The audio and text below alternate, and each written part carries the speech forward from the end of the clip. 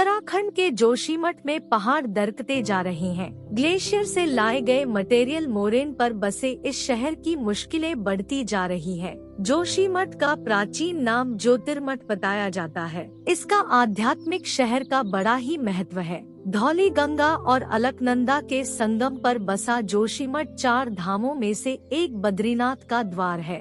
इसको लेकर इन दिनों एक कहानी खूब चर्चा में है। कहानी क्या है? इसे किंवदंती कहा जाए। एक भविष्यवाणी जिसमें ये कहा गया कि बद्रीनाथ धाम एक दिन लुप्त हो जाएगा। इस कहानी के अलावा ऐसी और भी कई जनश्रुतियाँ हैं।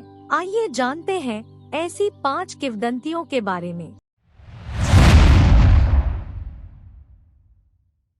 किंवदंती है कि भक्त प्रहलाद के आह्वान पर भगवान विष्णु ने नरसिंह अवतार लिया था और क्रोधित रूप में हिरण्यकश्यप का वध किया था। इसके बाद भी उनका रौद्र रूप शांत नहीं हो रहा था। ऐसे में भगवान विष्णु की अर्धांगिनी देवी लक्ष्मी ने प्रहलाद से कहा कि वो जाकर भगवान को शांत करे। प्रहलाद के जाप के बाद भगवान नरसिंह शांत हुए और शांत स्वरूप में यही जोशीमठ में स्थापित हुए। भगवान बद्री विशाल सर्दियों में बद्रीनाथ धाम छोड़कर यही प्रवास करते हैं।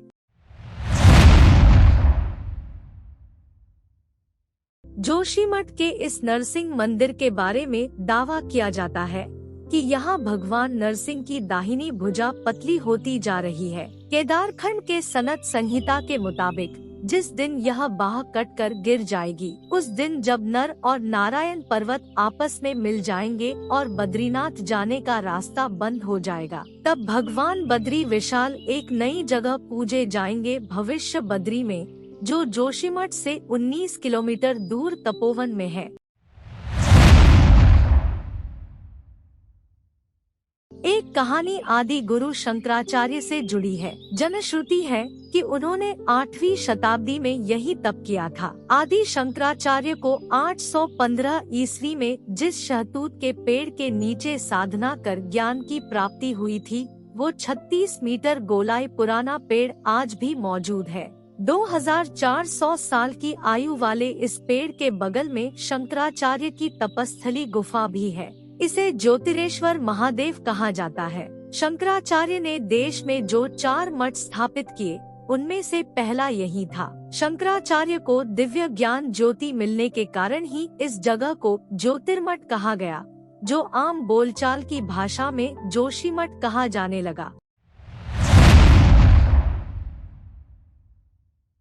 जोशीमठ को स्वर्ग का द्वार कहे जाने के पीछे भी एक किंवदंती है। कहा जाता है कि पांडवों ने राजपाट छोड़कर स्वर्ग जाने का निश्चय किया तो जोशीमठ से इन्हीं पहाड़ों का रास्ता चुना। बद्रीनाथ से पहले स्थित पांडुकेश्वर को पांडवों की जन्मस्थली बताया जाता है। बद्रीनाथ के बाद माणा गांव पार करने के बाद एक शिखर आता है, स्वर्गारोहिणी। यहीं से पांडव अर्जुन, भीम, नकुल और सहदेव एक एक कर युधिष्ठिर का साथ छोड़ते चले गए। अंत में एक कुत्ता ही सदैव युधिष्ठिर के साथ स्वर्ग गया। हालांकि जोशीमठ से आगे फूलों की घाटी और स्वर्ग जैसी सुंदरता लिए औली की शुरुआत होती है, इसलिए भी जोशीमठ को स्वर्ग का द्वार कहा जाता है।